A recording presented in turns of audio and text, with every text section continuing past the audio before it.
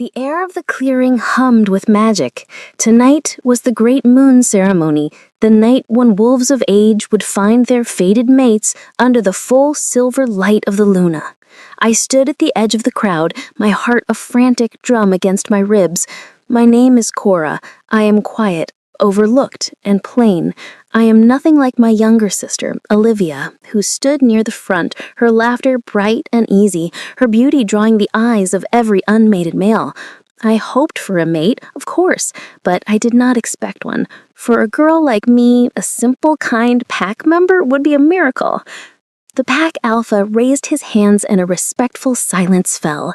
"Tonight," his voice boomed, "we honor the goddess. We honor the bonds that make us strong. Let the Luna guide you." A collective howl rose to the sky. As the last echo faded, the air began to thrum, a low electric vibration. It was starting. I watched, my breath held as wolves around me gasped, their eyes finding their partners across the crowd. A silver light, invisible but felt by all, began to weave through the pack, connecting souls. Then I felt it, a sharp, undeniable pull in my chest. It was a silver thread, warm and insistent, tugging me forward. I gasped, my hand flying to my heart. It was real. I had a mate. The thread tightened, pulling my gaze across the clearing. My eyes locked onto him. Nathan, the pack's beta. He was strong, handsome, and respected. He was everything I had secretly dreamed of but never dared to hope for. A dizzying wave of joy washed over me. He felt it too. His head snapped up, his eyes finding mine. The bond sparked, bright and hot, a visible shock in the air between us. I took a hesitant step forward, my heart open and soaring. This was it. My life was about to begin. Nathan stared at me, his expression one of pure shock. Then his face changed. The shock faded, replaced by something cold, a terrible, suffocating pity. He broke my gaze. He looked past me. The silver thread in my chest felt like it was being dipped in ice. He took a step not toward me, but toward my sister. He walked right past me, his shoulder almost brushing mine, and stopped in front of Olivia. She looked up at him, her face a mask of triumphant, guilty duty. He took her hand. The whispers started. I stood there, frozen, my miracle turning to ash in my mouth. Nathan turned back to look at me, his expression now of hard resolve. In front of the entire pack, he spoke the words that shattered my world. I, Nathan, beta of the Stonecrest pack, reject you, Cora. I choose Olivia as my partner. The whispers turned to laughter. I was a joke. A worthless, rejected wolf, betrayed by my fated mate and by my own sister. I stood there, utterly alone. The sound of my heart breaking was lost in the noise of their mockery. Chapter 2. The world went silent. The laughter of the pack, the rustling leaves, the pounding of my own heart, it all faded into a dull, hollow roar. Nathan's words, "I reject you," or a physical blow, a silver knife severing the brand new, shimmering bond between us. I gasped, stumbling back, a searing pain unlike anything I had ever known, tearing through my chest. It felt like my soul was being ripped in half. Through the watery blur of my tears, I saw them. Nathan, my fated mate, now holding my sister's hand. Olivia wasn't looking at me. She was looking at Nathan, her face glowing with a triumphant, possessive light. She had won. She had always won. The prettiest dresses, our parents' attention, and now my mate. The pack's mockery grew louder. "Rejected for her own sister," someone jeered. What did she expect? He's the beta. He needs a strong partner, not a shadow. Every word was a fresh cut. I stood there, frozen in a spotlight of absolute humiliation. My own sister, my fated mate, both had betrayed me in a single public act of cruelty. I had nowhere to run, nowhere to hide. I was a worthless, rejected wolf, an object of pity and scorn. My life was over before it had even begun. I squeezed my eyes shut, bracing for the next wave of insults, praying for the ground to swallow me whole. Then, the laughter died. Abruptly. It wasn't a gradual fading, it was choked off as if a giant hand had suddenly squeezed the air from every wolf's lungs. The sudden, absolute silence was more terrifying than the mockery had been. A new feeling rolled through the clearing. A palpable wave of power, so immense and so cold, it raised the hair on my arms. It was a suffocating primal dread that made my knees buckle. I opened my eyes. The pack was no longer looking at me. They were bowing, their heads pressed low to the ground in a universal gesture of submission and terror. Even the pack alpha was bowing. A single figure emerged from the deep shadows at the edge of the clearing. He was massive, a giant of a wolf in human form, draped in dark furs. Scars, pale and ancient, marked his face and hands. He moved with a slow, deliberate grace, each step a silent promise of lethal power. This was Alpha King Malachi, the ruthless ruler of all territories, a scarred, reclusive king who hadn't been seen in our lands for a generation, and he was walking directly toward me. Chapter 3. King Malachi moved with a terrifying, unhurried grace. The ground itself seemed to tremble slightly beneath his heavy boots, or perhaps that was just me, shaking in the face of his overwhelming presence. He stopped just a few feet away, a towering mountain of muscle and dark fur. The entire pack, my pack, remained frozen, their heads bowed so low their faces nearly touched the dirt. They were too terrified to even breathe. He was the king of all alphas, a creature of myth and nightmare, and he had just witnessed my deepest humiliation. His scent washed over me, a cold, sharp smell like winter wind, ancient forests, and something metallic like old blood. He was a predator, an apex ruler, and I was the broken, rejected thing at his feet. I should have bowed. I should have averted my gaze. But I was so shattered by Nathan's rejection, so numb with pain that I simply stood there, my tear-streaked face turned up toward his. He looked down at me. His eyes were not a warm gold, but a dark, unreadable obsidian, seemingly depthless. They held no pity, no anger, no emotion at all.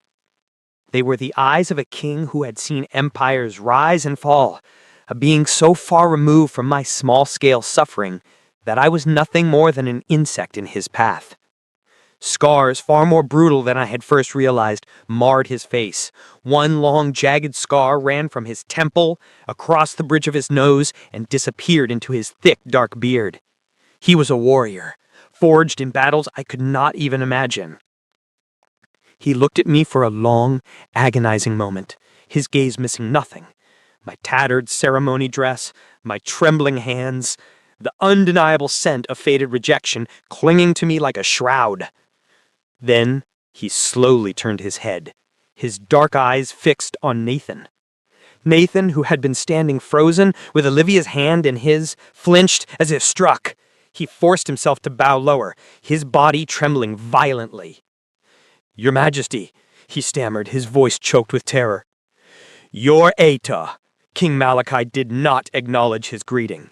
His voice, when it came, was not a roar, but a low, dangerous growl that vibrated through the very air. "You rejected your fated mate," he stated. It was not a question. It was a judgment. For her, he gestured dismissively toward Olivia, who looked like she was about to faint. She is weak, Your Majesty," Nathan blurted out, a desperate, pathetic attempt to justify his actions. My beta position requires a strong Luna, a true partner, not her. The king's gaze snapped back to me, then back to Nathan. A cold, terrifying smile touched his scarred lips. A beta rejects a true Luna. Foolish. He then did the last thing in the world I expected. He turned his full attention back to me and held out his scarred, powerful hand. He rejects you, the Alpha King boomed, his voice resonant with absolute power. I claim you. Chapter 4.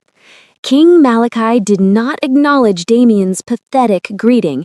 His dark obsidian eyes remained locked on my face. The entire world, the entire jeering pack had faded away. There was only the Alpha King, his gaze so intense it felt like a physical touch, pinning me, seeing me in a way I had never been seen before. The cold, indifferent mask he had worn upon entering the clearing was gone, replaced by a look of raw, stunned disbelief. It was the same shock I had felt when the bond first sparked, only his was 1,000 times more powerful. He knew. In that split second, I understood. He wasn't just observing a political humiliation. He was watching his own fated mate be publicly rejected and betrayed. His gaze snapped from me to Damien, and the temperature in the clearing plummeted.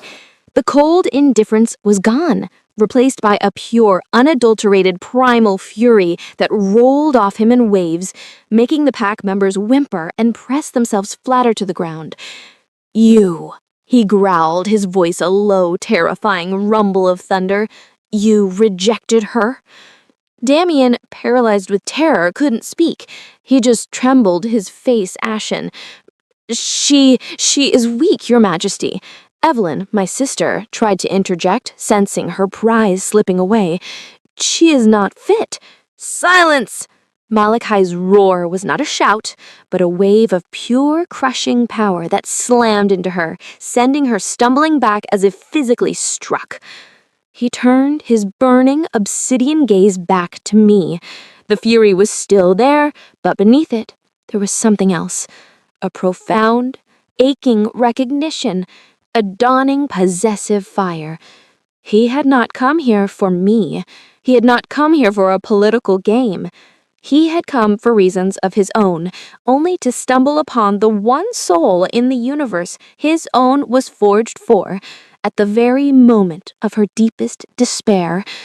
He took a step towards me, ignoring the stunned gasps of my pack. He stopped, his presence overwhelming, his scarred face a mask of terrible, beautiful intensity.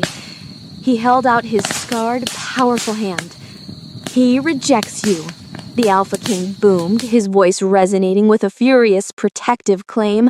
I claim you. Damien and Evelyn stared in horror. The entire pack was frozen. He wasn't making a political statement. He wasn't taking a prize. He was answering the call of the fated bond, claiming his true Luna in the midst of her tormentors. You will be my queen, he declared, his gaze locking with mine, a silent, burning promise of retribution and a new, terrifying destiny. Chapter 5. The world had fractured. I stared at King Malachi's outstretched hand, my mind a hollow, ringing void. My queen? The words made no sense, a cruel joke layered on top of a nightmare. He was the scarred Alpha King, a creature of myth and terror. I was Cora, the rejected Omega, the pack's shadow. This was not happening. But his hand remained steady and implacable, waiting. Behind him, I saw the faces of my pack, frozen in disbelief. I saw Nathan, his face chalk white, his eyes wide with a dawning, sickening horror. I saw my sister, Olivia, her beautiful face a mask of ugly, twisted fury. Her triumph had been stolen, and her hatred, I knew, would be boundless. I was so broken by Nathan's rejection, so numb from the pack's mockery, that I had nothing left, no will, no strength. I was a ghost, and this powerful, terrifying man was the only one who seemed to see me. Slowly, like a puppet whose strings were being pulled by fate, my hand lifted. I placed my small, trembling hand into his. The moment my skin touched his, a jolt, sharp and white-hot, shot up my arm and slammed directly into my chest. It wasn't the faint, sweet spark I had felt with Nathan. This was a lightning strike, a raw, primal power that left me breathless. It was acclaiming, deep, and absolute, as if the universe itself was roaring its approval. King Malachi's obsidian eyes flared, a dark fire igniting in their depths as he felt the connection too. His grip on my hand was not gentle, it was a possessive, ironclad hold. With a single decisive pull, he drew me from the center of my humiliation and tucked me securely against his side. His arm wrapped around my waist, a solid, living shield. He didn't look at the pack, he didn't look at Nathan or Olivia. His entire focus was on me, a silent, burning intensity that was more terrifying and more comforting than anything I had ever known. He turned, and without a single word to my alpha or my betrayers, he began to walk away, pulling me with him. He strode through the parting sea of my pack, his steps unhurried, his power an invisible cloak. I stumbled beside him, my feet barely touching the ground. He was not just making a political statement. He was not just taking a prize. He was taking me. He was rescuing his mate. We reached the edge of the clearing where a massive black carriage waited. His guards opened the door. He guided me inside, his hand never leaving me, and climbed in, sealing us in the dark velvet-lined interior. The door thudded shut, and with a lurch, the carriage moved, stealing me away from my old life forever. Chapter 6. The carriage was a cage of shadows and rich, dark velvet.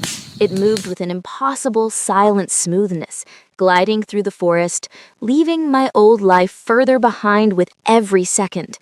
I was huddled in the far corner, my small frame swallowed by the plush cushions, trying to make myself invisible. Beside me, King Malachi sat like a statue, carved from mountain stone. He didn't look at me. He stared forward into the darkness, his sheer presence filling the small space with a heavy, terrifying energy. My mind was a chaotic storm. Rejection, betrayal, laughter, and then claimed? Queen? The words were a nonsensical, clashing jumble. The searing pain from Nathan's rejection was a fresh, gaping wound. The bond snap had felt like my soul tearing, but then the king's touch, that jolt of white-hot power, it hadn't healed the wound, it had just papered over it with a new, terrifying, and even more intense connection. I had to know. The silence, filled with his cold power and my frantic, unasked questions, was suffocating me. I had to understand why my world had been turned upside down. Why? The word escaped my lips as a dry, trembling whisper, barely audible above the silent rush of the carriage. King Malachi turned his head, his dark, obsidian eyes, depthless and unreadable, fixed on me. The sheer intensity of his gaze made my breath catch. "You ask why I claimed you," he stated, his voice a low, gravelly rumble. I nodded, my throat too tight for words. "Because he was a fool," Malachi said, his voice laced with a cold, possessive fury. "Because he threw away a gift from the goddess herself. Because the moment he rejected you, the bond that should have been his snapped. Your soul was adrift, and mine recognized it." I stared at him, my mind reeling. "The bond?" I whispered. "But I felt it with him. With Nathan, it tore when he rejected me." "You felt an echo," the king corrected. "A shadow of what could have been. The goddess presented you to him, and he refused. His loss." He leaned closer, the air crackling with his power, and his voice dropping to a low, possessive growl. "I felt it too, Cora. The moment his voice cut the tie, your soul called out, and mine answered. You are not a prize. You are not a symbol. You are my fated mate. And that fool threw you right into my hands." His fated mate. The words were more staggering than his claim of queen. He wasn't playing a political game. He believed I was his. The realization brought no comfort, only a new, more profound wave of terror. I had been claimed by a terrifying, scarred king who now looked at me with a raw, burning possessiveness that was 1,000 times more intense than Nathan's cold indifference. Chapter 7. His words, "You are my fated mate," settled over me, not as a comfort, but as a terrifying new reality. The carriage, my dark velvet prison, suddenly felt charged with an energy I couldn't comprehend. I recoiled, pressing myself deeper into the plush cushions, away from the raw, possessive fire I saw burning in his obsidian eyes. This was worse than being a political pawn. A pawn could be overlooked, forgotten. A fated mate to a king like this would be owned, body and soul. He saw my terror, and a flicker of something, impatience, frustration, crossed his scarred features. He didn't try to comfort me. He simply stated, "You will understand in time. The bond does not lie." He then turned away, resuming his silent, stony watch out the window, leaving me to grapple with his staggering proclamation. For the rest of the journey, my mind was a battlefield.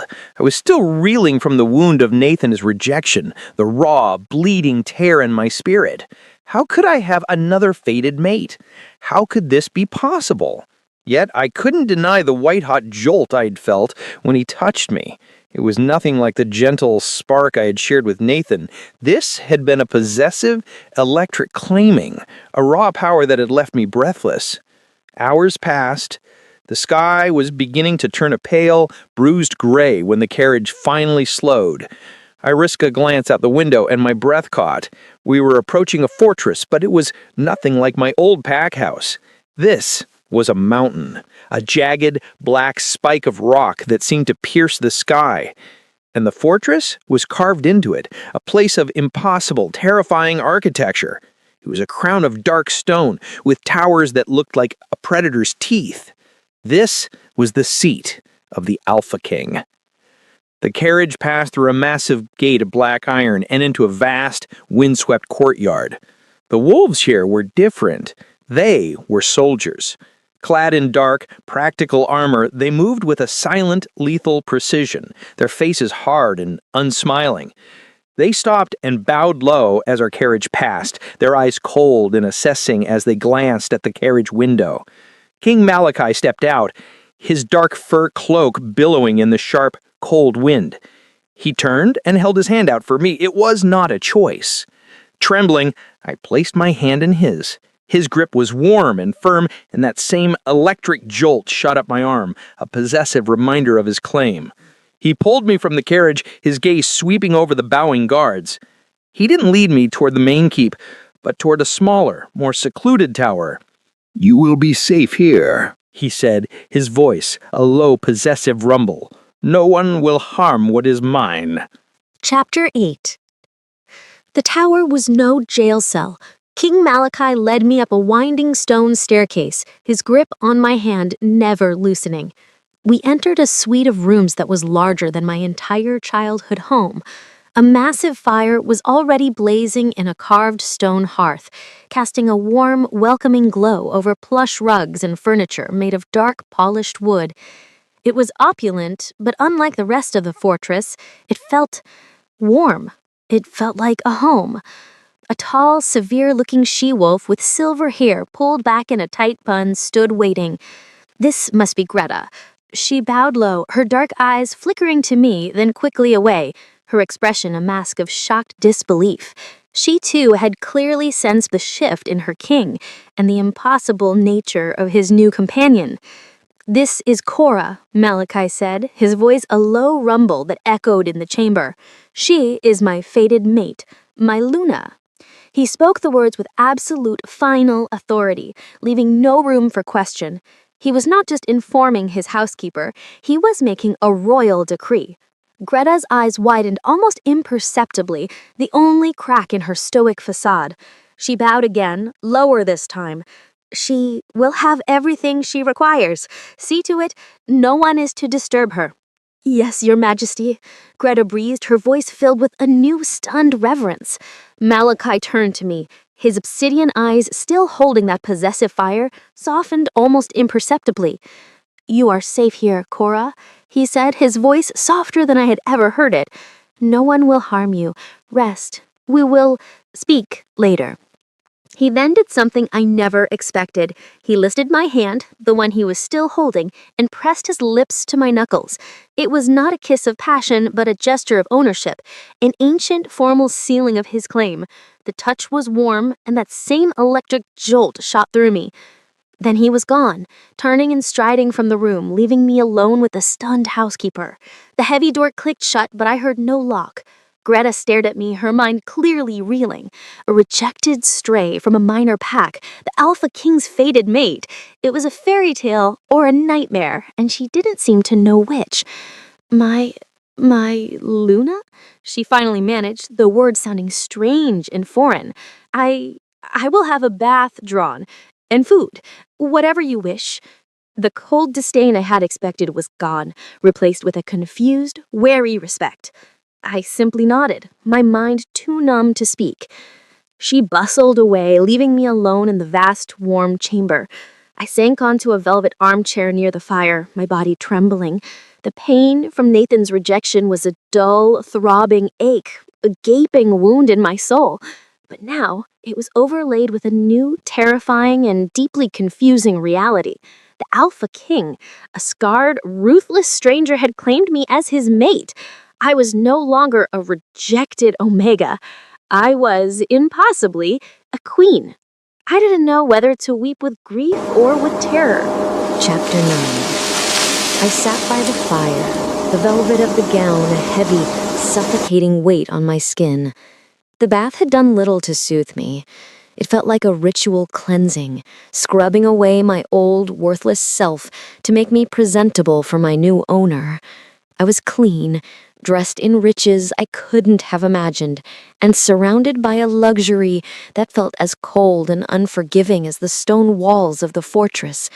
But inside, I was still the girl from the clearing, my soul torn and bleeding. The pain from Nathan's rejection was a physical ache, a cold, hollow space in my chest where the bond had been severed. It was a constant, sharp throb that overshadowed everything else. Malachi's claim, his powerful touch, that terrifying electric jolt, it hadn't healed the wound. It had just cauterized it, trapping the agony inside under a new layer of fear and confusion. His fated mate. The words were a lie, a cruel, impossible fantasy. My fated mate had just dumped me for my sister.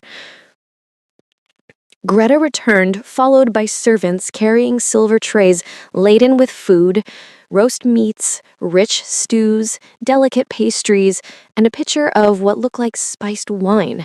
The aroma should have been intoxicating, but it turned my stomach. "You must eat, my Luna," Greta said, her voice stiff, the new titles sitting awkwardly between us. I shook my head, my throat too tight to speak. I couldn't eat. I couldn't think. I felt like a ghost, a doll propped up in a chair, playing a part in a play I didn't understand. Greta frowned, her disapproval clear, but she didn't press. She ordered the food left on a side table and then, with a curt bow, left me alone once more. I didn't move for hours. I just stared into the flames, my mind replaying the scene in the clearing over and over. Nathan's cold eyes, Olivia's triumphant smile, the pack's mocking laughter. That was my reality. This was a cage. Malachi hadn't seen me. He had seen a rejected, fated wolf, a prize, a symbol of his power. He had claimed me as one would claim a stray dog, simply because he could. Tears finally began to fall, hot and silent, but I wasn't weeping for my terrifying new future. I was weeping for my past. I was grieving the simple, happy life I had always dreamed of. A kind mate, a small family, a place to belong. Nathan had been the face of that dream, and he had shattered it. My sister had helped him. The king hadn't saved me from that pain. He had just imprisoned me with it. I was more alone, more trapped than I had ever been in my life. Chapter 10. The fire had burned down to glowing embers, casting a faint, dying light on the opulent room. I hadn't moved from the armchair. My tears had dried, leaving my cheeks feeling stiff and cold. The untouched trays of food, now cold, were a testament to the hollow, aching emptiness inside me. I was a queen in a castle, yet I felt more like a ghost in a graveyard. The heavy door opened, the sound startlingly loud in the silence. I flinched, my head snapping up, my heart pounding with renewed fear. King Malachi stood in the doorway, a dark, imposing silhouette against the torchlight of the corridor. He had changed from his formal attire into a simple, dark tunic and trousers. He looked less like a king and more like the predator he was. His obsidian eyes scanned the room, instantly landing on the untouched trays of food, then on me huddled in the chair. A low, dissatisfied growl rumbled in his chest. "You have not eaten," he stated, his voice a flat, cold observation. I said nothing. I just stared at him, my hands gripping the arms of the chair. He was the source of this new, terrifying reality. He was my jailer. He strode into the room, his movements silent and fluid. He stopped in front of the cold food, his lip curling in distaste. "Greta," he called, his voice not loud, but carrying an authority that vibrated through the stone. The silver-haired housekeeper appeared almost instantly, her face pale, her head bowed. "Remove this," he commanded, gesturing to the trays, "and bring fresh broth, something warm." "Yes, Your Majesty," Greta whispered, quickly gathering the trays and backing out of the room, her eyes flickering nervously toward me. The door closed, leaving us alone again. Malachi turned his full, unnerving attention back to me. "You will not starve yourself under my roof, Cora." "Why do you care?" I whispered, a spark of my old, broken spirit flashing. "You have your prize. Isn't that enough? Or does your symbol need to be well-fed to look convincing?" His eyes narrowed, a dangerous glint appearing in their dark depths. He took a step closer, looming over my chair. "You are not a symbol. You are my mate, and I will not have my mate, broken or otherwise, fade away from grief." He was furious, but not at me.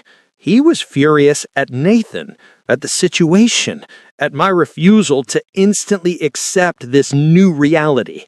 He saw the wound, the agonizing pain of Nathan's rejection that was still so fresh, and it enraged him. He saw it as an insult, a stain on what was now his. Chapter 11. His words, sharp and possessive, sliced through my grief-stricken haze. My mate. He didn't say it with tenderness or affection. He said it like an accusation, like a statement of fact that I was a fool to deny. He saw my pain, the raw, gaping wound of Nathan's rejection, not as something to be healed, but as an obstacle to his claim. My suffering was an inconvenience, an insult to his new property.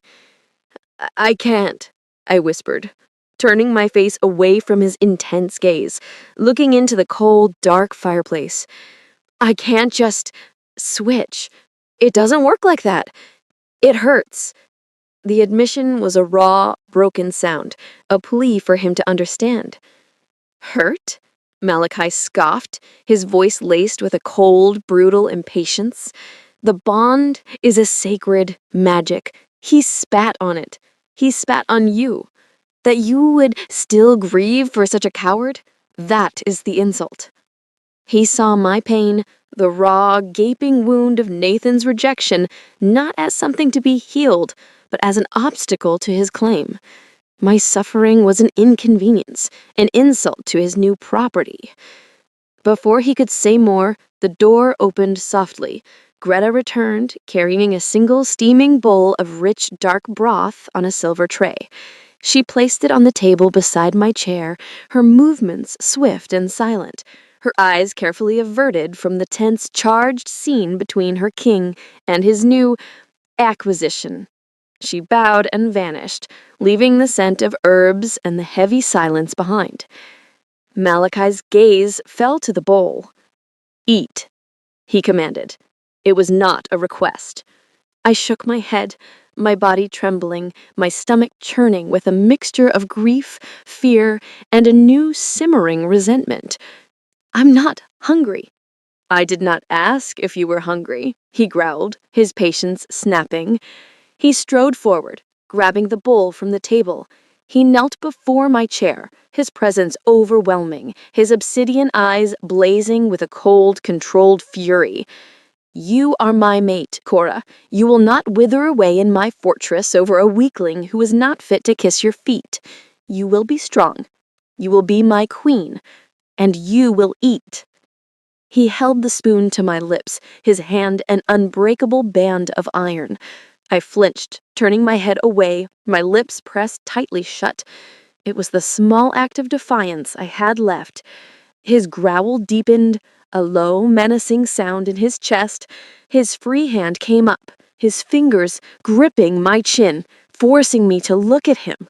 His touch was not gentle, but it sent that same traitorous jolt of electricity through me, a spark of the bond that I so desperately wanted to deny. His eyes narrowed, feeling it too, and his fury seemed to war with the new confusing surge of possession. "Do not fight me on this," he whispered, his voice a lethal promise. Chapter 12. I stared into his blazing obsidian eyes, my entire body rigid with a defiant terror. His fingers were a band of steel on my chin, forcing me to face him. The spoon of hot broth, an instrument of his will, hovered near my lips. I kept them sealed shut. It was a pathetic, childish rebellion, but it was the only one I had. He was trying to force-feed me, to erase my grief and replace it with his own claim. "You are mine," he growled again, his voice a low, threatening vibration. "Your life is mine, your body is mine, you will not let it wither." The sheer, brutal arrogance of his words, combined with the lingering, agonizing pain of Nathan's rejection, finally made something inside me snap. The fear and the numbness shattered, replaced by a sudden, scalding wave of pure, hopeless despair. A choked sob tore from my throat, a sound of such utter brokenness that it startled even me. His grip on my chin faltered, his eyes widening almost imperceptibly at the sudden shift. "Hurts?" I echoed his earlier word, the tears now streaming hot and fast down my cheeks. "You think you could just command it to stop? He was my fated mate. I felt it, and he threw me away from my sister." The words ripped out of me, a confession of my deepest shame. The whole pack, they laughed. I was no longer just defying him. I was breaking down, my entire world collapsing inward. "I'm not your mate. I'm nothing. I'm the rejected stray. He proved it. You proved it. You just took me like a stray dog. Now let me go." I dissolved into a storm of agonizing sobs, my body slumping in the chair, too weak to even hold itself up. The fight was gone, replaced by the raw, gaping wound of my betrayal. Malachi stared at me, his hand still holding the spoon, frozen in midair. He looked utterly stunned, as if I had just sprouted a second head. He was a king, a warrior. He knew how to deal with defiance, with threats, with political maneuvering. He had no idea what to do with this raw, human, uncontrollable grief. It was an enemy his power couldn't touch, a weakness he couldn't conquer. His face, which had been a mask of cold fury, now twisted with a deep, profound confusion. Slowly, as if it pained him, he released my chin. He placed the spoon back in the bowl with a sharp clink. He didn't try to force me again. He simply stood up, towering over me, a dark shadow of frustration and bewilderment. He had claimed his fated mate, But the mate he had claimed was hopelessly broken, still weeping for the fool who had discarded her. He had no words for this. With a low, frustrated growl that was aimed at the situation, at fate itself, he turned on his heel and strode from the room. The heavy door thudded shut, and the sound of the lock clicking into place echoed in the sudden, lonely silence. Chapter 13. The echo of the lock clicking into place was a cold, hard period at the end of my breakdown. I was alone again, in the vast, silent, luxurious room with only the cold, untouched bowl of broth for company. The storm of my sobs slowly subsided, leaving me utterly spent, a hollow, aching emptiness in my chest. I felt like a child who had thrown a tantrum against a stone wall. The wall hadn't budged, but I was shattered. I curled into the armchair, pulling my knees to my chest, my gaze fixed on the dying embers in the hearth. The fire had gone out, just like the last spark of hope inside me. Malachi's reaction wasn't one of comfort. It wasn't even anger, not really. It was bewilderment, frustration. The cold, calculating king had encountered a problem he couldn't solve with a command or a threat. My grief was an inconvenient, illogical mess he had no patience for. He had locked me in, not as a queen, not as a mate, but as a prisoner. A broken, weeping, inconvenient prisoner. The pain of Nathan's rejection felt sharper than ever, a raw, gaping wound. And now, the terrifying, possessive claim of the king felt like salt being poured into it. I had no one. I was trapped between the ghost of a love that had betrayed me and the reality of a monster who saw me as a broken toy. Hours passed. I must have drifted into a state of shock or perhaps a light, exhausted sleep, still curled in the chair. When I woke, the room was cold. The fire was completely out. My body ached and my throat was raw.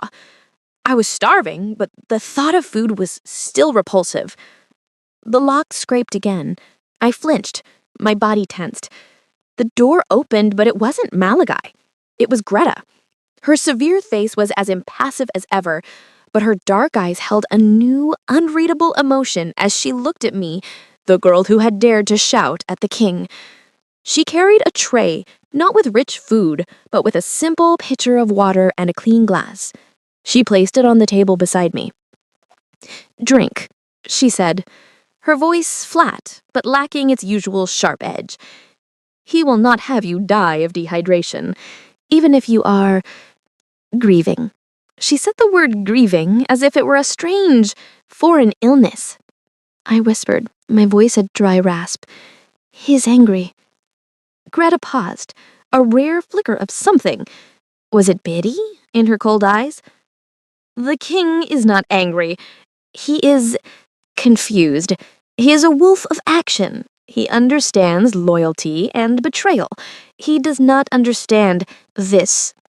She gestured to me, to my broken state.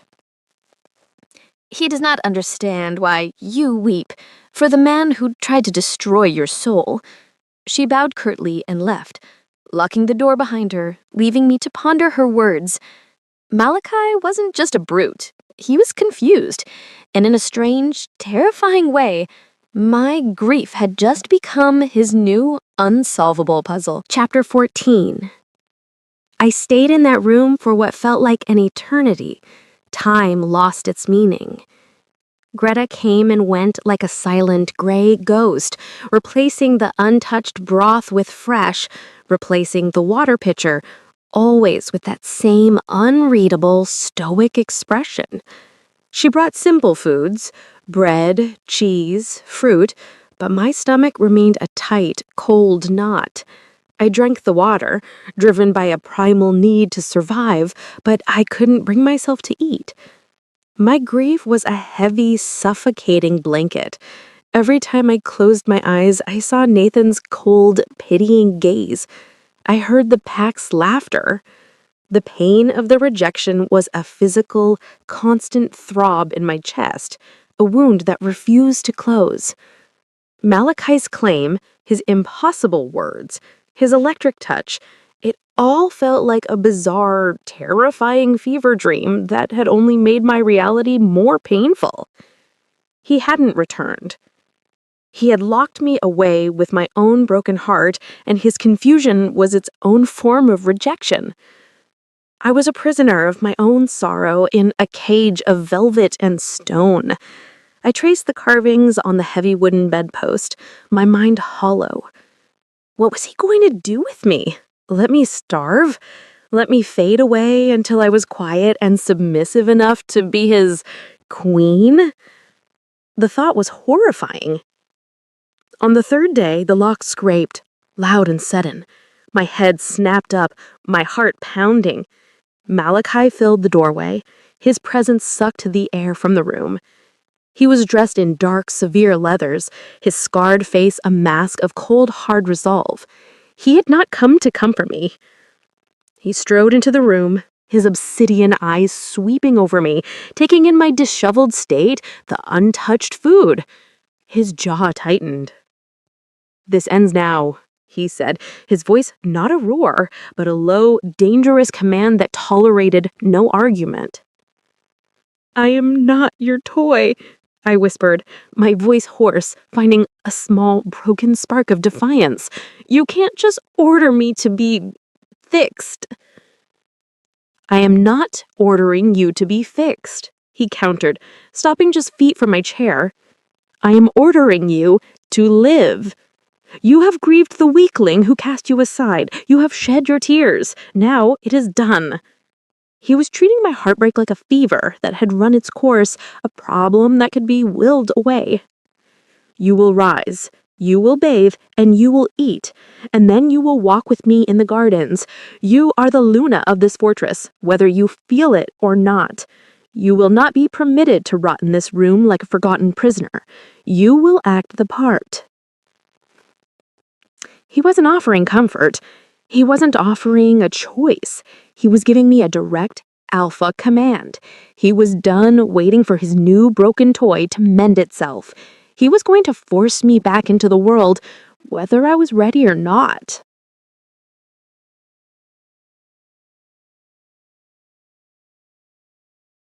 Chapter 15. His alpha command was not a shout, but it hit me with the force of a physical blow. It was a wave of pure, undeniable power that resonated deep in my bones, bypassing my grief and my despair. My wolf, the one I didn't even know I had, the one that had been silent my entire life, shivered in submission. It was a terrifying, invasive feeling. My body, which had refused to move for 3 days, suddenly felt like it was no longer my own. I rose from the chair, my limbs felt heavy, detached, but they moved. "Good," Malachi said, his voice flat, his obsidian eyes watching me with a cold, approving light. "Greta will assist you." He strode from the room, leaving the door open, a clear sign that my confinement was over, but my imprisonment had just taken a new form. Greta entered, her face as impassive as ever, but I saw a flicker of surprise in her eyes at my sudden compliance. She clearly understood the power her king had just used, and perhaps felt a flicker of pity for the girl who had been its target. Once again, I was bathed and dressed, this time in a gown of deep crimson velvet, its color a stark, violent contrast to the pale, hollow look on my face. My dark hair was brushed and styled, a heavy, shining curtain down my back. I looked like a queen. I felt like a corpse. Malachi was waiting for me in the corridor, a dark, imposing figure. He didn't offer his hand, he simply turned and began to walk, expecting me to follow. I did, my steps silent, my gaze fixed on the broad, unyielding back of the king who now controlled my every move. He led me not to the great hall, but to a high, wind-swept balcony on the other side of the fortress. It was a garden of sorts, but like everything else in his world, it was brutal and stark. Instead of soft earth, there were beds of black volcanic gravel. Instead of bright flowers, there were hardy, thorned plants with deep purple leaves and ancient twisted trees that clung stubbornly to the rock. The wind howled, cold and sharp, whipping my hair across my face. Malachi stood at the edge, looking out over the vast, snow-capped mountains. "Look," he commanded, pointing to a small, resilient flower, a speck of white against the black gravel. "It blooms even in the deepest cold. It does not weep for the sun. It does not wait for warmth. It takes what it needs from the rock and the ice, and it endures." He turned to me, his eyes as cold and hard as the landscape. This is our world, Cora. There is no room for weakness. There is no time for grief. There is only survival. You will learn to be like this flower. You will take your pain and you will turn it into armor. That is the first lesson of your new life. He wasn't comforting me. He was forging me into a weapon, a queen fit to stand by his side. Chapter 16. I stared at the small white flower, its petals defiant against the black gravel. It does not weep for the sun. It endures. Malachi's words were as cold and sharp as the wind whipping my hair across my face. This was not a comfort. It was a threat. He was telling me in no uncertain terms that my grief was unacceptable, my pain a weakness he would not tolerate. I was to become like this fortress, cold, hard, and unfeeling. I looked from the flower to his scarred, unyielding face. I saw no empathy there, no kindness, only the impatient demand of a king. He wanted a queen, a partner in his brutal world, not a heartbroken girl. In that moment, something inside me, something that had been weeping and broken, finally went silent. The agonizing, sharp pain of Nathan's betrayal didn't disappear. Instead, it felt like it froze over, like a lake icing over in winter. A cold, hard numbness spread through me. If I wanted to survive this place, if I wanted to survive him, I couldn't be the girl who had been rejected. I had to become something else. I had to bury the pain so deep it could never be used against me again. I took a deep, shuddering breath of the icy mountain air and let it chill me from the inside out. I met his gaze, my own eyes, I was sure, now as cold and empty as his. He saw the shift. A flicker of dark satisfaction crossed his features. He mistook my emotional death for the first sign of strength, the armor he demanded I build. Good, he said, his voice flat. Grief is a poison. It serves no purpose but to weaken you. My father taught me that. He touched the long, jagged scar that marked his face. He gave me this the day my mother died. He told me tears were a betrayal of our bloodline, that power was the only truth. His words, meant as a lesson, felt like another blow. He wasn't just scarred, he had been forged in a fire far more brutal than my own, by a father who sounded like a monster. He wasn't just a cold king, he was the product of a lifetime of such lessons. He was trying to do the same to me. He was trying to break me down and rebuild me in his own image. Your lessons will continue in the library tomorrow. You will learn the history of my bloodline. You will learn what it means to be strong. He strode back towards the door, not checking to see if I followed. I was no longer a person to him, not even a prize. I was a project, a soldier in training. I followed him silently, my heart a frozen stone in my chest, the first cold lesson complete. Chapter 17. My new life began not with a dawn, but with a cold, gray light. Greta woke me before moonset, her expression as severe as ever. There was no soft velvet gown this time. Instead, a simple, practical dress of dark wool was laid out, suitable for a scholar, not a doll. I dressed silently, my movements precise, my mind quiet. The hollow ache in my chest was still there, but it was a distant, frozen thing. I was the flower on the mountain. I would endure. Greta led me to the library. The massive room was just as I remembered. But this time, King Malachi was not seated by the fire. He stood before a massive, dark, wooden table, upon which a dozen ancient, leather-bound books were open. He was dressed in the same severe, dark leathers, a king ready for battle, not a lesson. He looked up as I entered, his obsidian eyes sweeping over me, assessing. He nodded, a sharp, approving gesture, seeing the cold, compliant mask I now wore. Good, he said, his voice a low rumble. You are punctual. He gestured to the books. These are the histories of my bloodline, the chronicles of our conquests. You will learn what it means to be a Stonecrest. For hours he spoke. His voice was a cold, compelling monotone as he guided me through centuries of brutal history. He spoke of alphas who had conquered mountains, who had crushed rebellions with an iron fist. He pointed to passages detailing strategic betrayals, ruthless decisions made for the good of the pack. There was no mention of love, or kindness, or mercy. The lessons were all of power, of strength, of will. He was showing me his world, the world his father had forged him for. I listened. I absorbed every word, every date, every name. I memorized the bloodlines, the betrayals, the philosophies of power. I was a perfect student. My mind, which had once been filled with soft human hopes, was now a cold, empty vessel, and I filled it with his dark, brutal knowledge. I did not ask questions. I did not offer opinions. I simply learned. Late in the afternoon, he paused, watching me.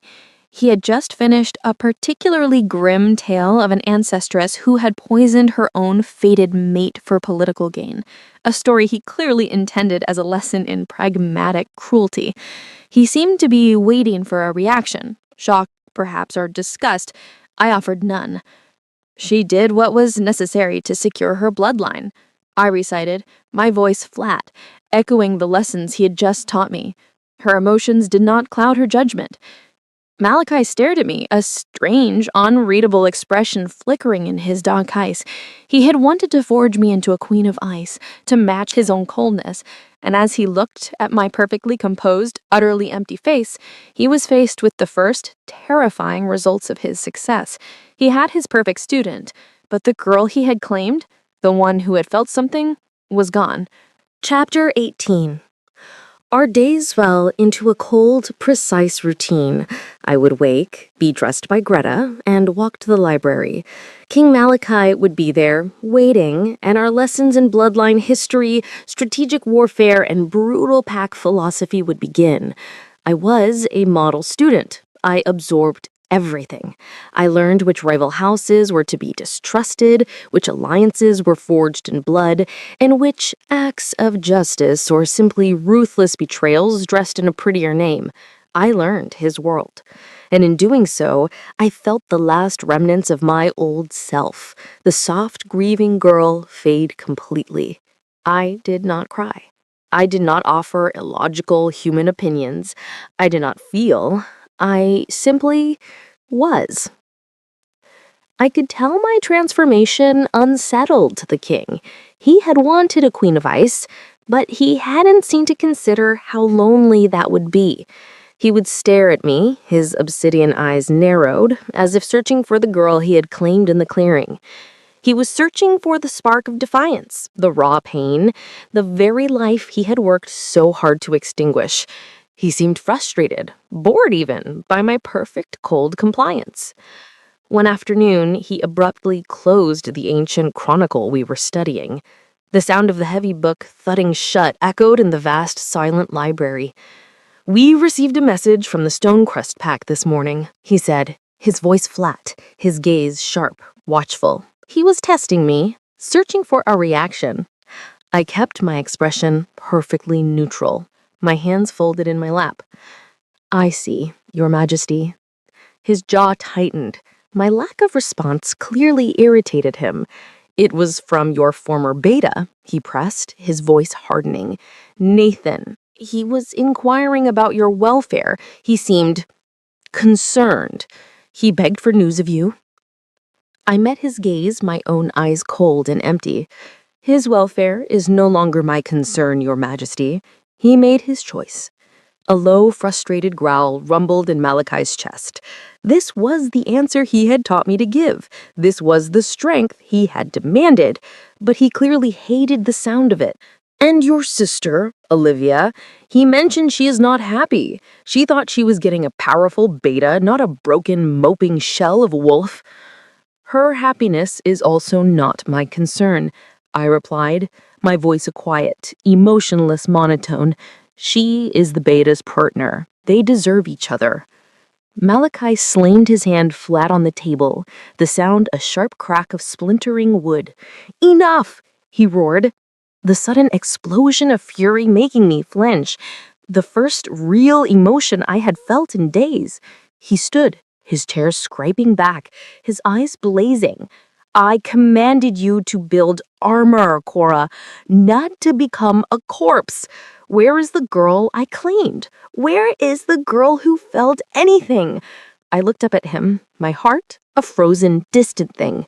You told me feelings were a weakness, Your Majesty. You told me to endure. I am enduring. Chapter 19. The king's roar was a physical thing, a shockwave of raw, uncontrolled emotion that slammed into me. For the first time in weeks, a genuine feeling pierced through my icy, self-imposed numbness. Not fear, but a jolt of pure, bewildered shock. I flinched, a long-forgotten human reflex that felt alien to my new, cold self. He, the master of cold control, the one who had preached that emotion was a weakness, had just had an outburst that shook the very foundations of the library. I looked up at him, my head tilted in genuine confusion. He was pacing, a caged predator, his hands clenched into fists at his sides, his obsidian eyes blazing with a fire that was no longer cold, but hot and chaotic. He was furious, frustrated, and confused. He was everything he had told me not to be. I am what you made me, I said, my voice still a quiet monotone, but the words were a simple statement of fact. You told me to build armor. You told me grief was a weakness. You told me to endure. This is endurance. My words, so calm and logical, seemed to enrage him further. This is not endurance, he snarled, whirling on me. This is an abyss. I did not command you to become an empty walking corpse. I commanded you to be strong. And this is what strength looks like in your world, Your Majesty. It is cold. It is empty. It feels nothing. I learned your lesson well. My response hit him harder than any physical blow. The fury in his eyes faltered, replaced by a sudden dawning horror. He stopped pacing and truly looked at me, as if seeing me for the first time since he'd begun his brutal lessons. He saw the cold, perfectly composed, obedient doll he had created. He saw the empty eyes, the lack of fear, the absence of the very life that had intrigued him in the first place. He saw his father's work. His face paled, the scars on his skin standing out in stark relief.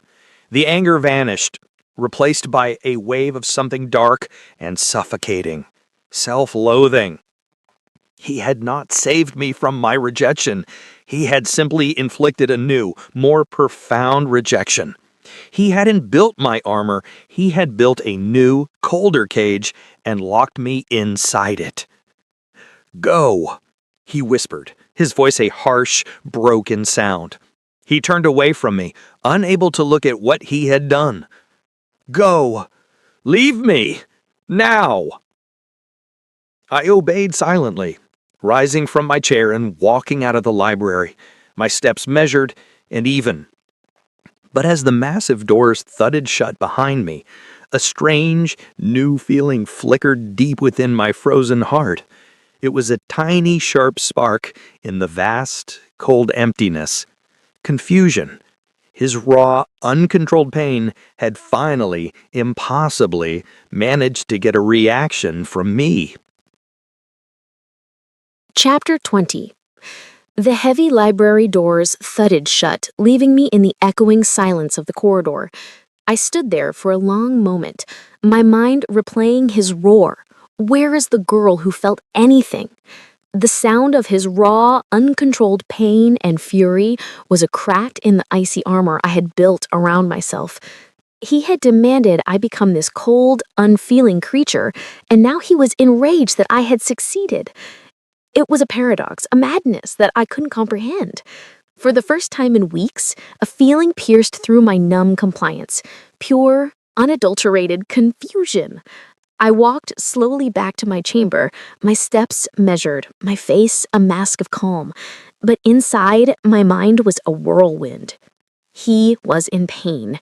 The king, the beast, the cold, scarred monarch. He was in pain. He was terrified of what he had created, of what he had done to me.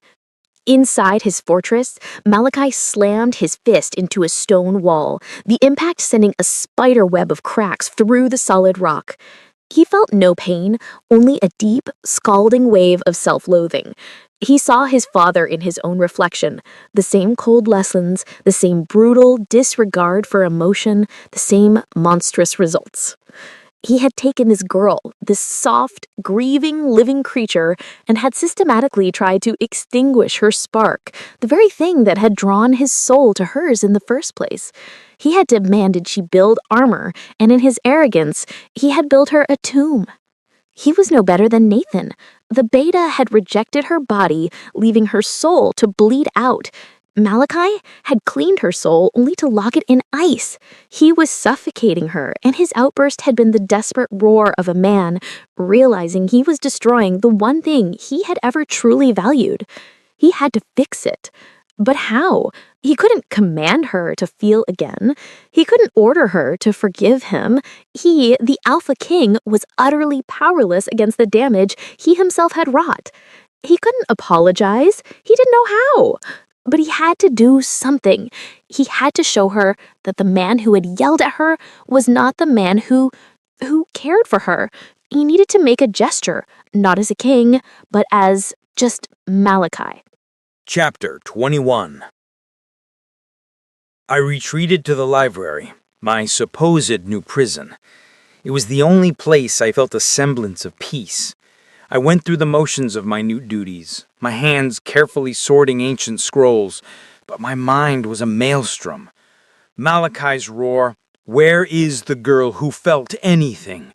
echoed in the vast, silent chamber. He had commanded me to become this cold, unfeeling thing, and then raged at me when I obeyed.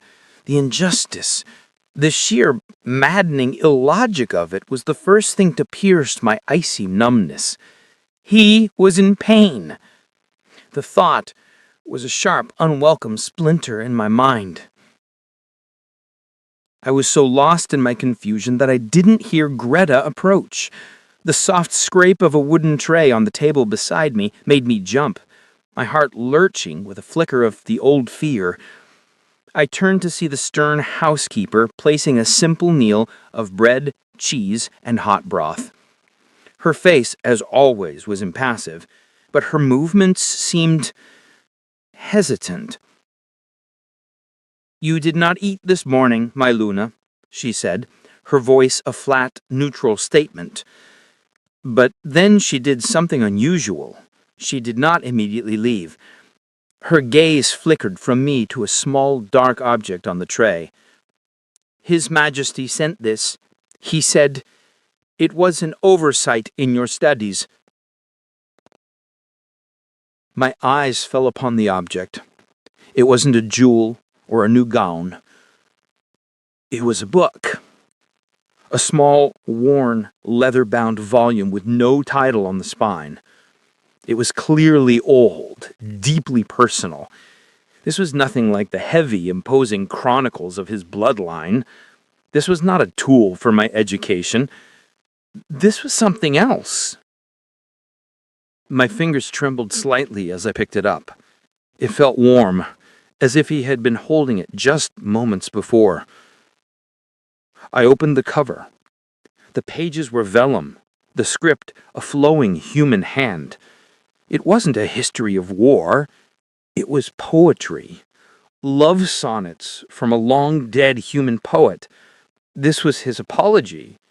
An awkward, silent, profoundly him apology. He couldn't say the words, couldn't offer comfort. So he offered this, a piece of his private collection, a book that spoke of the very emotions he had trained out of me. It was the most illogical, most confusing, most human gesture I had seen from him.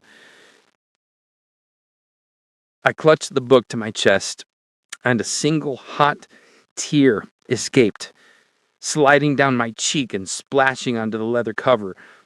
It was a tear not of grief, but of profound, aching confusion. My icy armor, the one he had demanded I build, had just been irrevocably cracked by him. Chapter 22.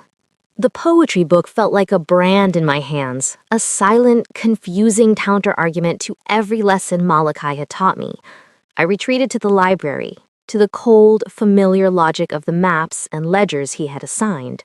But the fortress was on edge.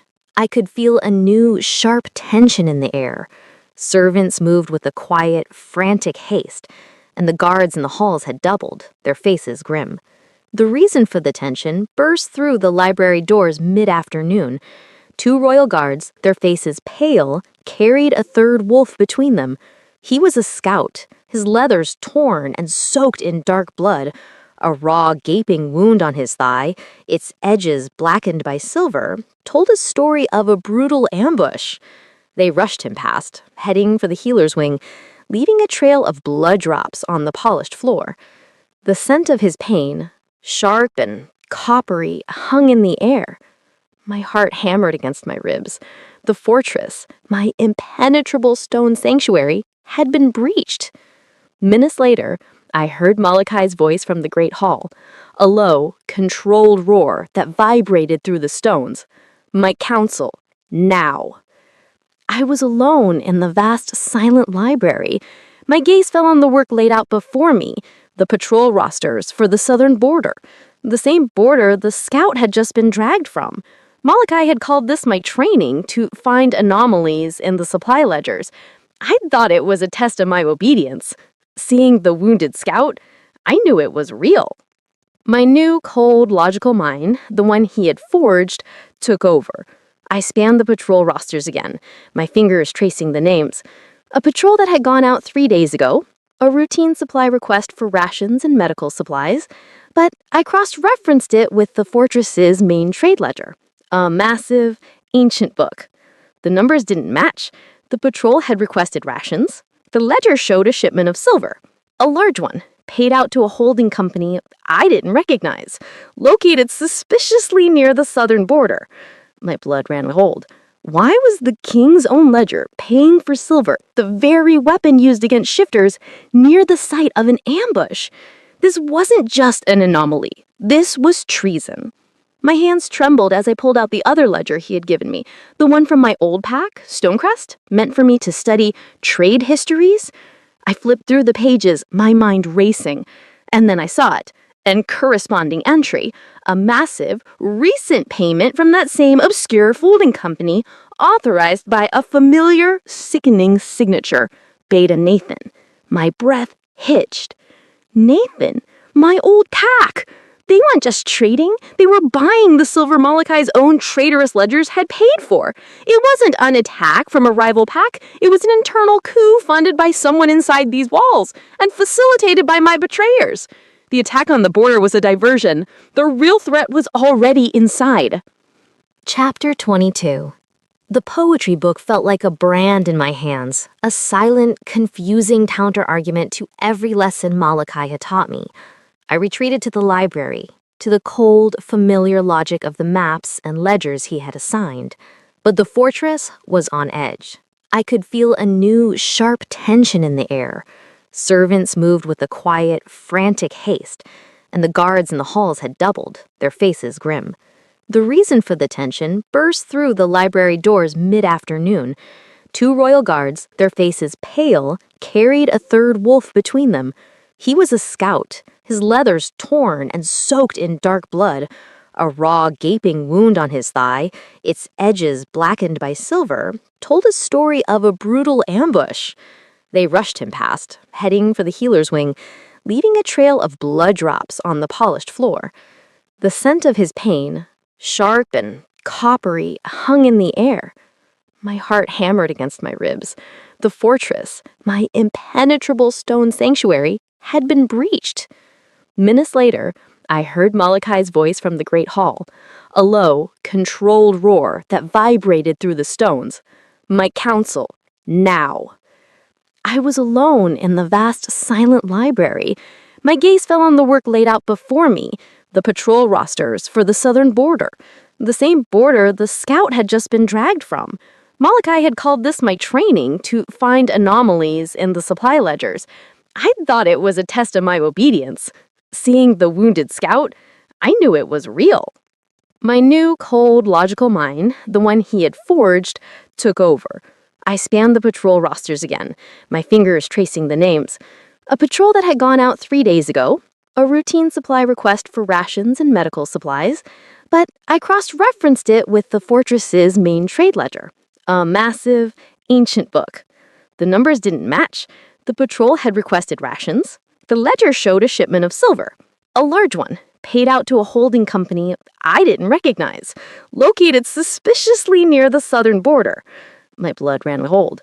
Why was the king's own ledger paying for silver, the very weapon used against shifters, near the site of an ambush?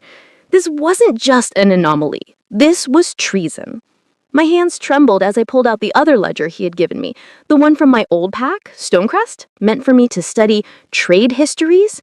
I flipped through the pages, my mind racing, and then I saw it. And corresponding entry, a massive, recent payment from that same obscure folding company, authorized by a familiar, sickening signature, Beta Nathan. My breath hitched. Nathan? My old pack! They weren't just trading, they were buying the silver Malachi's own traitorous ledgers had paid for. It wasn't an attack from a rival pack, it was an internal coup funded by someone inside these walls, and facilitated by my betrayers. The attack on the border was a diversion. The real threat was already inside. Chapter 23. The pieces snapped together with horrifying ice-cold clarity. This wasn't just a political game. This was treason. This was an active, ongoing plot to kill Malachi, orchestrated by the man who had broken my heart and the sister who had helped him. The attack on the border wasn't the main event. It was the prelude. A distraction to draw the king's forces away from the fortress, leaving him vulnerable. The real attack was coming from within. My icy, practiced calm shattered. The numbness that had encased my heart for weeks cracked, replaced by a surge of pure, undiluted terror. But it wasn't terror for myself. It was for him, for Malachi. The man who had trained me, who had argued with me, who had awkwardly given me a book of poetry. They were going to kill him. I didn't think. I acted. I grabbed the Stonecrest ledger and the king's own supply ledger, my hands shaking. I ran from the library, my simple wool dress tangling in my legs. I flew down the grand, echoing corridors, ignoring the shocked stares of the few servants I passed. I was a stray, a shadow, breaking every rule of protocol, but I didn't care. I had to reach him. I found the War Council chambers, a set of massive iron-bound doors guarded by 2 of the king's personal guard. They moved to block me, their hands flying to their weapons, their faces masks of cold duty. "No one enters," one growled. "He's in danger!" I screamed, my voice raw with panic. "Let me in! It's treason!" My words, my sheer, frantic terror must have been convincing. Before they could seize me, the doors behind them were ripped open. Malachi stood there, his face a mask of thunder. His entire war council, a dozen of the most powerful and scarred alphas I had ever seen, stared at me, their eyes filled with cold fury at my intrusion. "What is the meaning of this?" Malachi roared, his voice a low, dangerous vibration. I didn't cower. I didn't freeze. I ran past the guards, my mind singular in its purpose. "They're lying to you!" I cried, stumbling to the massive table in the center of the room, throwing the open ledgers onto the map spread there. "It's a diversion! The attack on the border! It's a lie to draw your guards away!" "Girl, you are speaking treason," one of his council members began. "No!" I shouted, pointing a trembling finger at the books. "Look, your ledger, a silver shipment authorized from inside. And this one, my old pack, a payment from Beta Nathan. He's working with someone here. They're funding the attack. The real threat isn't on the border, it's here." The room went utterly silent. Malachi's obsidian eyes darted from my face to the ledgers, his sharp, intelligent mind connecting the dots. In an instant, he saw the signatures, he saw the dates, he saw the truth. His face went pale, not with fear, but with a cold, absolute rage. He looked at me, his eyes blazing with the new, stunned understanding. I hadn't just endured, I had seen. Just as he opened his mouth to give the order, a loud warning bell began to toll from the fortress's main tower. The coup had begun. Chapter 24. The battle for the fortress was swift and brutal. My warning, delivered in the nick of time, had given Malachi the precious seconds he needed to counter the internal betrayal. The War Council, now fully aware of the true plot, had moved with terrifying efficiency, locking down the fortress and neutralizing the traitors within their ranks. The diversion at the southern border was ignored, the main force of Malachi's elite guard remaining to secure the keep. The coup, orchestrated so carefully by Nathan and his conspirators, had failed spectacularly. It was thwarted not by an Alpha's brute strength, but by a rejected Omega's shark mind and a dusty ledger. Hours later, an exhausted quiet settled over the fortress. The traitors were in the dungeons, the threat contained. I was back in the library, my sanctuary, my hands still trembling slightly from the adrenaline. I was staring at the map of the southern border when he entered. Malachi didn't move with his usual cold, kingly authority. He looked weary. He walked over and stood beside me, his gaze falling on the map, then on the ledgers I had used. "They are all in cells," he said, his voice a low, rough sound. "The traitors within my own council, they confessed. Your sister and your former mate are being hunted as we speak. They will be found." I said nothing, my heart a heavy, cold stone in my chest. It was over. "You saved my crown," he continued, his voice quiet, almost uncomprehending. "You saved my life." He turned to face me, and the look in his obsidian eyes was one I had never seen before. The coldness was gone. The fury was gone. In their place was a raw, profound awe that left me breathless. I was a fool.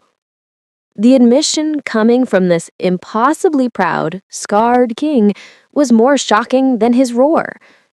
"I tried to break you," he whispered, his gaze dropping to the floor as if he couldn't bear to look at me.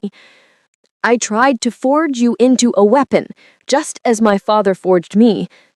He touched the long, jagged scar on his face, his expression filled with a deep, ancient pain.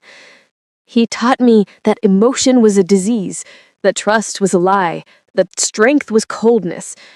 I tried to make you as broken as I am." He looked up, his eyes shining with a raw, unguarded vulnerability. "I was wrong.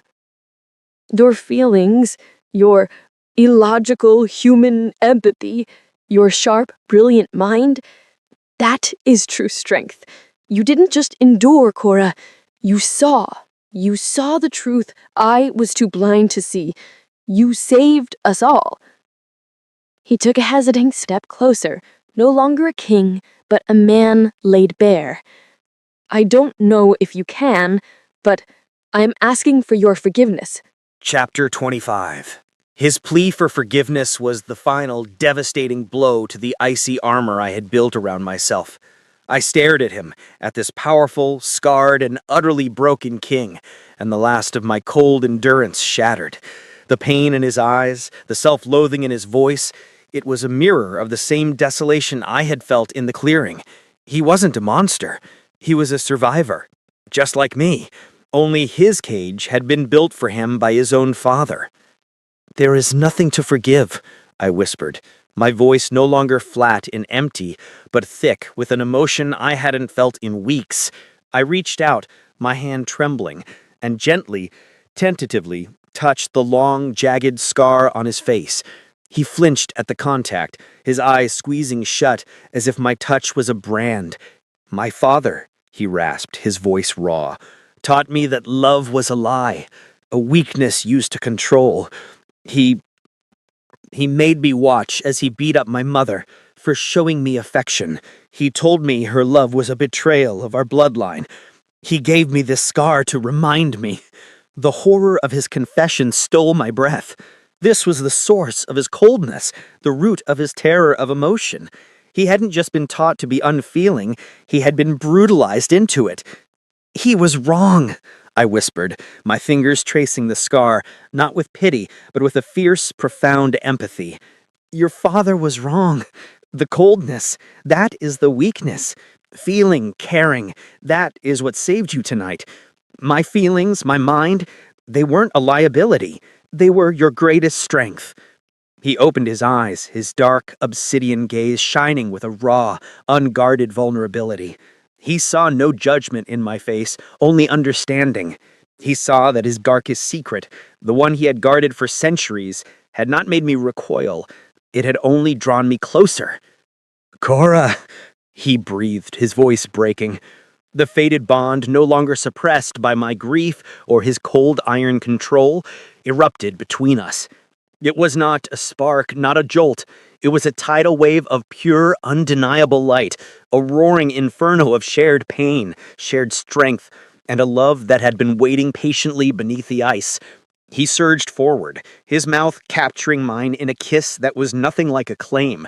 It was a surrender, a desperate, drowning man finding his first breath. It was raw, passionate, and filled with a reverent awe. His arms wrapped around me, pulling me tight against his chest as if he could absorb me into his very soul. He was no longer a king claiming his prize. He was a man claiming his equal, his savior. I kissed him back, pouring every last bit of my own broken, healing heart into the embrace. The pain of Nathan's rejection was a distant, faded echo. The girl who had been rejected was gone. In her place was a queen forged not by a king's command, but by her own will. He was no longer the vicious king. I was no longer the rejected stray. We were just Malachi and Cora, and our reign had just begun.